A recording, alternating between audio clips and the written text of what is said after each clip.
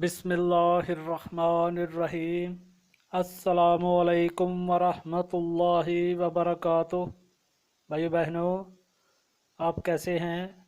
अल्लाह ताला आपको दुनिया और आखिरत की तमाम तर नेमतों से नवाजे, आमीन।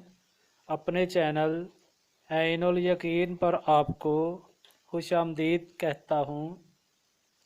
भाइयों बहनों, आज आपको एक हकायत सुनाने जा रहा हूँ। एक दरवेश सिफ्त बुज़ुर्ग थे और उनका एक बेटा भी था। वो बुज़ुर्ग जो थे अक्सर अपने बेटे से कहते कि फ़जूल कामों में अपना वक्त ज़ाया ना किया करो। ज़िंदगी के दिन ऐसे ही गुज़र रहे हैं और ज़ाया हो रहे हैं। कुछ अच्छे अमल कर लो, गुज़रा हुआ वक्त दोबारा नहीं आएगा। बाद में पछतावे के सिवा कुछ भी न बचेगा। उन बुज़ुर्ग का बेटा अपने वालिद की बातें सुनी अनसुनी कर देता और जब वो बुज़ुर्ग साहब ज़रा परेशान हो जाते तो फिर वो बेटा उनको क्या जवाब देता कि आप न जाने कैसी बातें करते हैं, मुझे आपकी बातों की कोई समझ नहीं आती। भाइयों बहनों, इसी तरह कई साल गुज़र गए। एक दिन वो बुज़ुर्ग जो हैं उनको बड़ी बेचैनी हुई कि लड़के का किसी बात पर ध्यान नहीं रहता और ना वो ध्यान से बात सुनता है। वो बुज़ुर्ग अपने बेटे से कहने लगे कि अगर तुझे मेरी बातों की समझ नहीं आती तो चलो तुम्हें अमल करके समझाता हूँ। वो बुज़ुर्ग अपने हाथ में एक खाली टोकरी लेकर अपने बेटे के हमरा आबादी से बाहर निकल गए। चलते चलते उनके सामने एक बाग आ गया। ज़रा और करीब गए तो देखा कि वो सेबों का बाग था। तो वो जो बुज़ुर्ग थे वो बाग के बिल्कुल करीब पहुंचकर रुक गए और अपने बेटे से कहने लगे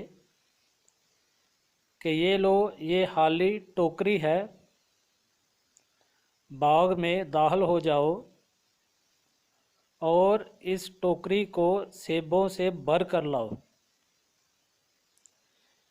मैं बाग की दूसरी तरफ जाकर खड़ा हो जाता हूँ और तुम्हारा इंतज़ार करता हूँ। तुम सेब लेकर वहीं आ जाना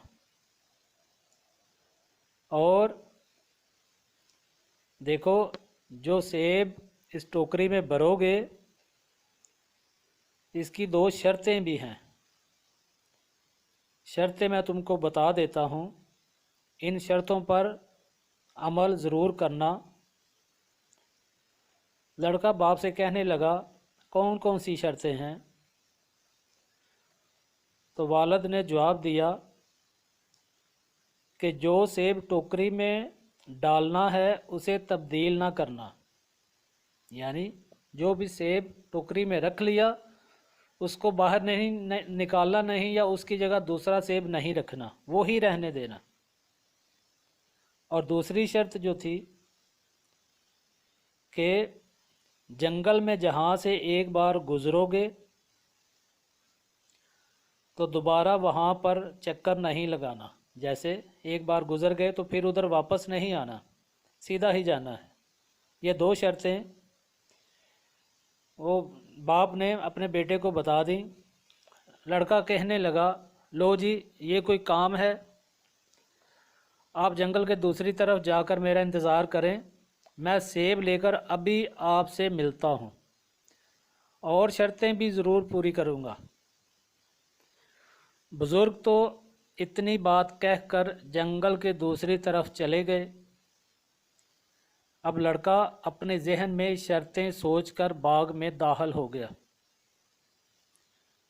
बाग में दाखिल होते ही उसे दरख्तों पर सेब लगे नज़र आए।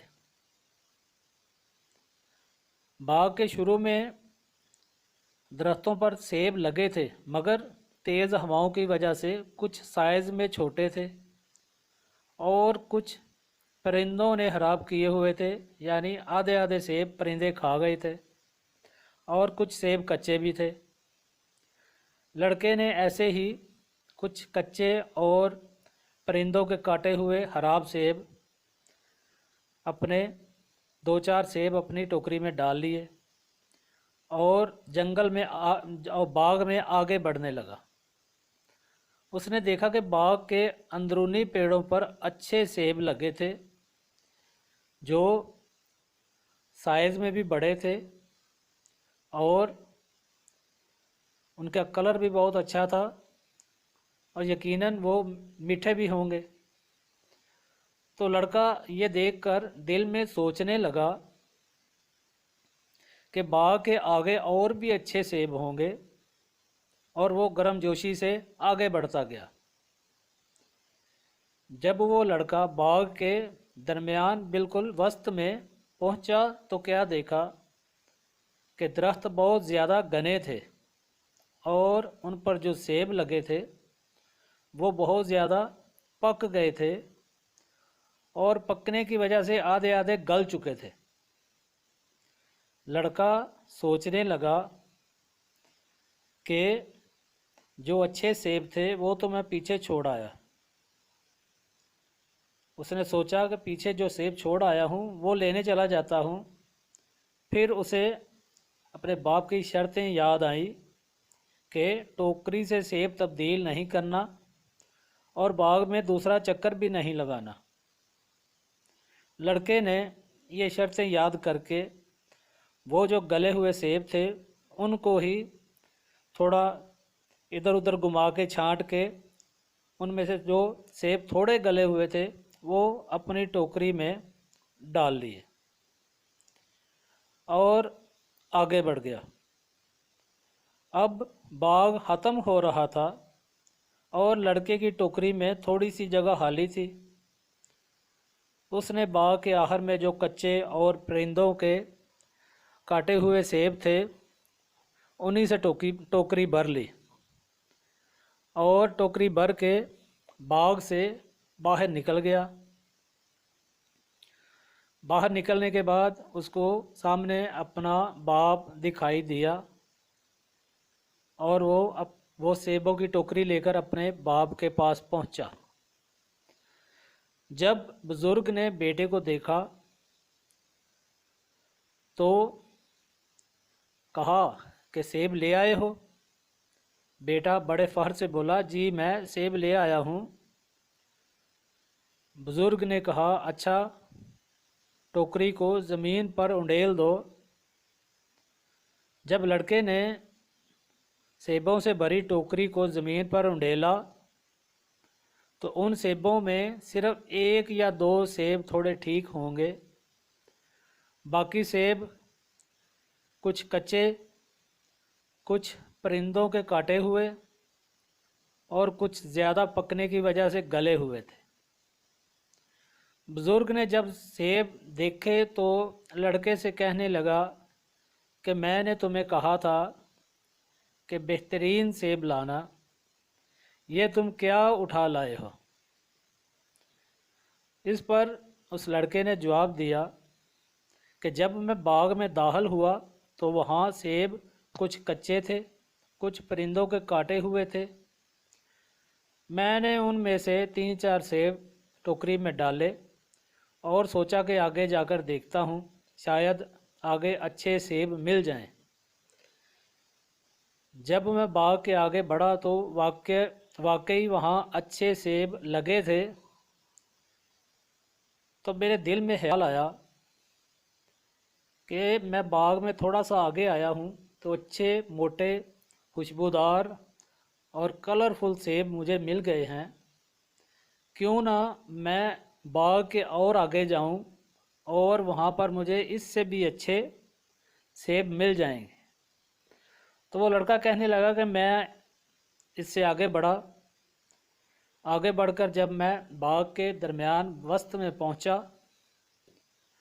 تو ادھر درخت بہت زیادہ گھنے تھے اور ان پر جو سیب لگے تھے وہ بہت زیادہ پک گئے تھے اور تقریباً آدھے آدھے گل گئے تھے۔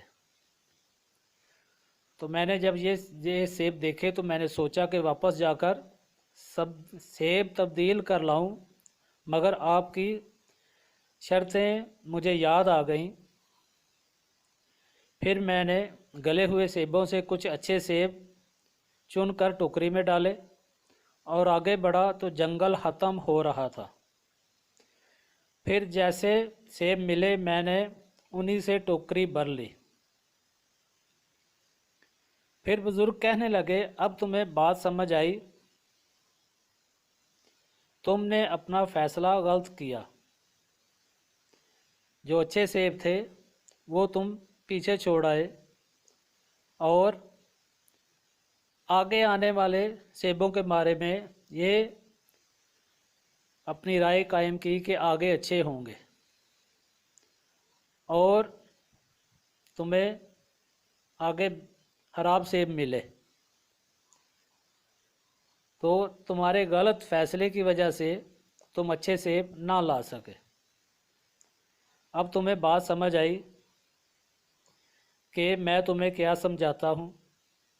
دیکھو یہ جو باغ ہے یہ تمہاری زندگی ہے اور یہ جو سیب لے کر آئے ہو یہ تمہارے اعمال ہیں۔ اب نہ تمہارا باغ میں دوبارہ گزر ہوگا اور نہ تم اچھے سیب لا سکو گے۔ یہی زندگی کا جو وقت گزر گیا ہے وہ دوبارہ نہیں ملے گا اور اس وقت میں جو تم نے اچھے اعمال کرنے تھے وہ بھی نہ ہو سکے۔ تو بھائی بہنوں، یہ تھی آج کی حقائق۔ اس کا مفہوم تھوڑا آپ کو سمجھا دیتا ہوں کہ ہم جو اپنی زندگی کا وقت ضائع کر رہے ہیں، دوسرے فضول کاموں میں مشغول رہتے ہیں، 5 وقت کی اذان ہوتی ہے، پھر اس کے بعد صبح کا وقت ہوتا ہے، شام کا وقت ہوتا ہے، مگر ہم نہ تو اذان پر دھیان دیتے ہیں اور نہ ہی جو ہماری زندگی کا روزانہ ایک دن کم ہو جاتا ہے نہ ہم اس کے بارے میں سوچتے ہیں۔ لمحہ فکریہ یہ ہے کہ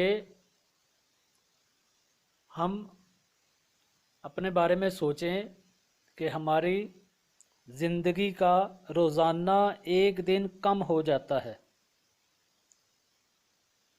بھائیو بہنوں، آدمی چاہے کتنا بھی طاقتور ہو جائے، کتنا بھی دولت مند ہو جائے، کتنا بھی اثر و رسوخ والا ہو جائے، چاہے وہ کسی ملک کا بادشاہ بن جائے، مگر اس میں یہ طاقت نہیں کہ اپنی زندگی کے دنوں کو کم ہونے سے روک سکے۔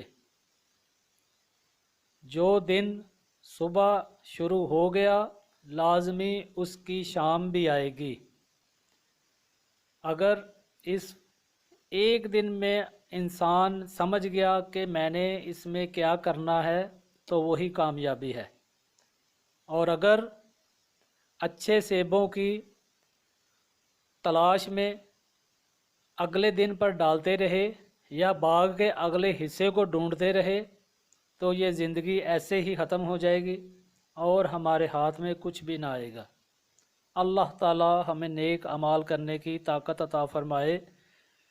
دعا میں شامل ہو جائیے۔ اللہم صلی علی سیدنا مولانا محمد وعلی آل سیدنا و مولانا محمد وبارک وسلم۔ ربنا آتنا فی الدنیا حسنۃ وفی الآخرۃ حسنۃ وقنا عذاب النار۔ یا رب کریم اپنے پیارے محبوب کا صدقہ ہمیں نیک اعمال کرنے کی طاقت عطا فرما دیجئے۔ یا رب کریم اپنے پیارے محبوب کا صدقہ جو کچھ بھی آپ نے ہمیں عنایت فرمایا اس کا شکر ادا کرنے کی طاقت عطا فرما دیجئے۔ یا رب کریم اپنے پیارے محبوب کا صدقہ اپنا فضل کرم اور رحمتیں نازل فرما دیجئے۔ یا رب کریم ہم سے جو صغیرہ کبیرہ گناہ ہو گئے ہیں، کوتاہیاں ہوئی ہیں، لاپرواہیاں ہوئی ہیں، جانے انجانے میں غلطیاں ہو گئی ہیں، یا رب کریم اپنے پیارے محبوب کا صدقہ ہم سب کو معاف کر دیجئے۔ یا رب کریم سب بیماروں کو شفائے کاملہ عطا فرما دیجئے۔ یا رب کریم سب کے دکھ درد پریشانیاں دور فرما دیجئے۔ یا رب کریم بے اولادوں کو نیک اور صالح اولاد عطا فرما دیجئے۔ یا رب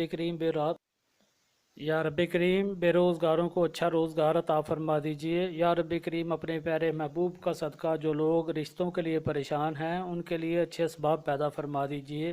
یا رب کریم جو ہمارے فوت شدگان ہیں اپنے پیارے محبوب کا صدقہ فردن سب کی بخشش فرما دیجئے، سب کو جنت الفردوس میں اعلیٰ مقامات عطا فرما دیجئے۔